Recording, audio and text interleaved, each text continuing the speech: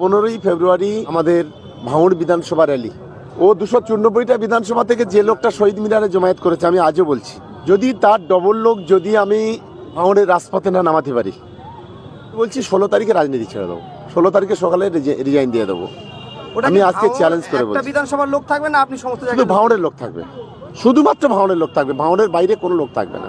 ও তো 294টা জায়গাতে নিয়ে এসছে, আর আমরা শুধু ভাঙড়ে থাকবে, শুধু ভাঙড় বিধানসভা।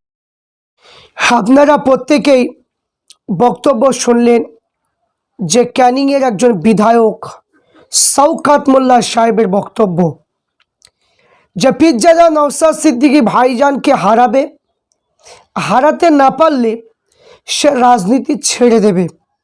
আপনারা প্রত্যেকেই বক্তব্যটা শুনলেন।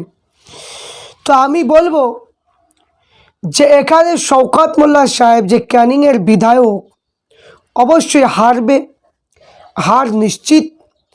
যদি ভোটটা যদি ঠিকভাবে যদি ভোট হয়, শান্ত শিষ্টভাবে যদি ভোট হয়, অবশ্যই শওকত মোল্লা সাহেব হেরে যাবে, এর জিতার কোনো রাস্তা নেই।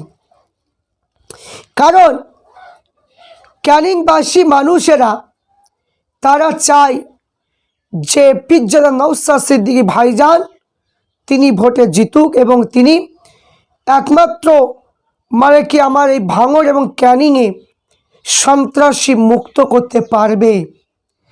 তাদের আশ্বাস আছে, তাদের বিশ্বাস আছে যে পীরজাদা নওশাদ সিদ্দিকী ভাইজান তিনি পারবে, এবং মানুষের পাশে যেভাবে তিনি থাকছেন অবশ্যই তিনার দ্বারাতে সম্ভব। এই যে ক্যানিংবাসী ভাঙড়বাসী মানুষ তারা প্রত্যেকেই পীরজাদা নওশাদ সিদ্দিকী ভাইজানকে আশীর্বাদ করছেন এবং করবেন। যেভাবে মানুষ হচ্ছে প্রত্যেকটা সভাতে, এই জন্য শওকত মোল্লা সাহেব সে ভয় পেয়ে গিয়েছে।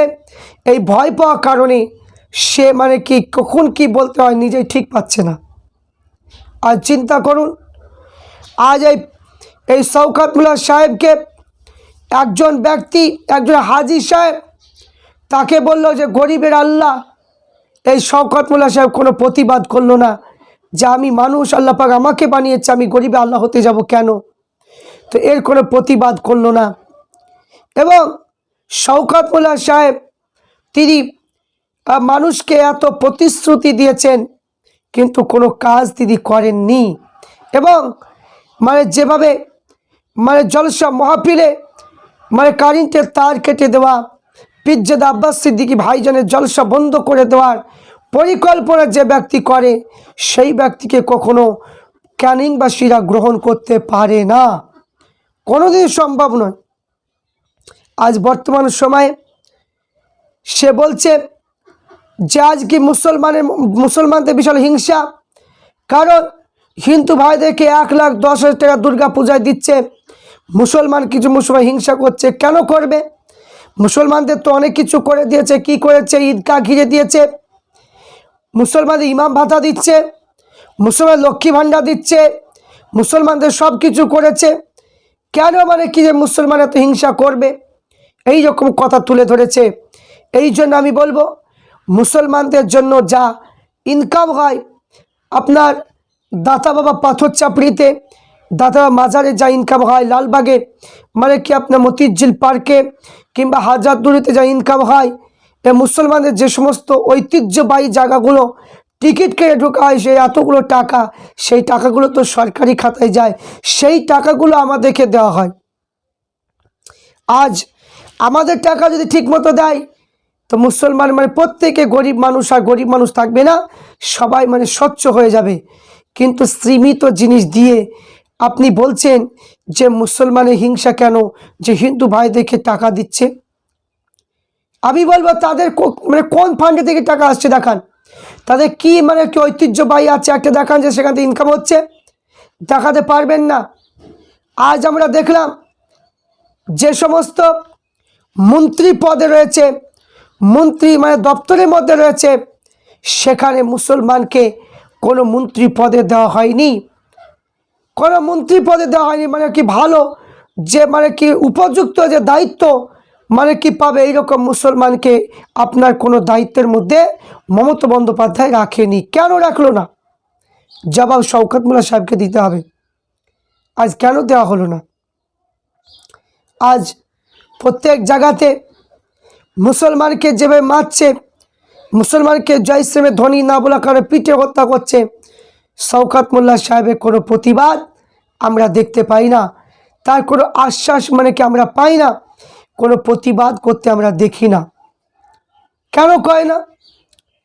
তাহলে এখানে চিন্তা করুন, এখানে একটা প্রশ্ন দাঁড়িয়ে যায়, মুসলমানকে নিয়ে এরা ভোট মানে কি করতে চায় যে আমার ছিট আমার দরকার, তোমরা মরে যাও তাও ভালো, কিন্তু আমার ছিটটা আমাকে দিতে হবে।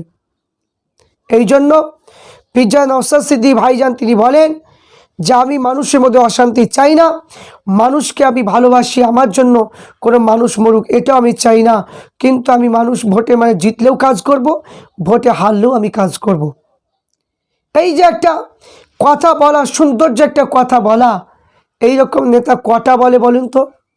এই জন্য ক্যানিংবাসী ভাঙড়বাসী মানুষেরা এরা প্রত্যেকেই আশ্বাস দিয়েছে বা আশ্বাস রাখছে এবং প্রত্যেকে চাইছে যে আইএসএফ দলটা হোক এবং প্রত্যেকেই সেটাই চাইছে। তো আমরাও বলবো যে এখানে আমরাও বলবো যে আমরা পিজ্জাদা নওশাদ সিদ্দিকী ভাইজানের পাশে আছি।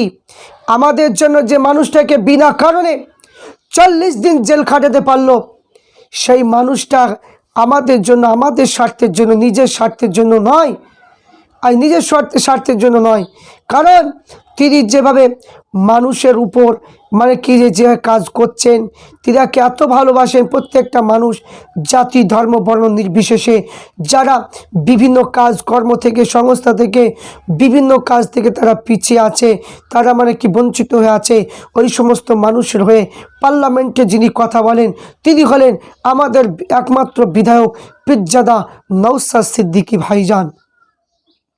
তাই তহসিল চারজন হুজুর বলেছেন, যে কথা বলেছেন যে শওকত মোল্লা সাহেব যদি টিকিট পায় ও নিশ্চয় হারবে, ক্যানিংবাসী মানুষেরা তাকে চাই না, তাকে কোনো দিনই ভোট দেবে না। যদি জোর করে ভোট যদি না করে, সন্তুষ্ট যদি হয়, সেখানে নওশাদ সিদ্দিকী ভাইজান অবশ্যই জিতবে, কোনো অসুবিধা নেই। কারণ এই শওকত মোল্লা সাহেব ফুরফুরা শরীফ নিয়ে বিরুদ্ধে কথা বলেছে, মুজাদ্দিদুজ্জামান দাদা হুজুর পীর রহমাতুল্লাহর বিরুদ্ধে কথা বলেছে, এই জন্য মানে পিজ্জা তহা সিদ্দিকী চাচাজান হুজুর কেবলা তার বিরুদ্ধে কথা বলছে। কেন? বংশ তুলে কথা বলা হবে, এই জন্য অবশ্যই তার পতন ঘটবে। জনগণ তারা বুঝতে পেরেছে, যারা মুজাদ্দিদুজ্জামানকে ভালোবাসে তারা বুঝতে পেরেছে যে এটা অন্যায়, রাজনীতির দিক দিয়ে কথা বলবে তা না, মুজাদ্দিদুজ্জামানকে নিয়ে কথা বলেছে, ছোট হুজুর পীর কেবলাকে নিয়ে কথা বলেছে, এই জন্য অবশ্যই তার পতন ঘটবে, অবশ্যই ঘটবে।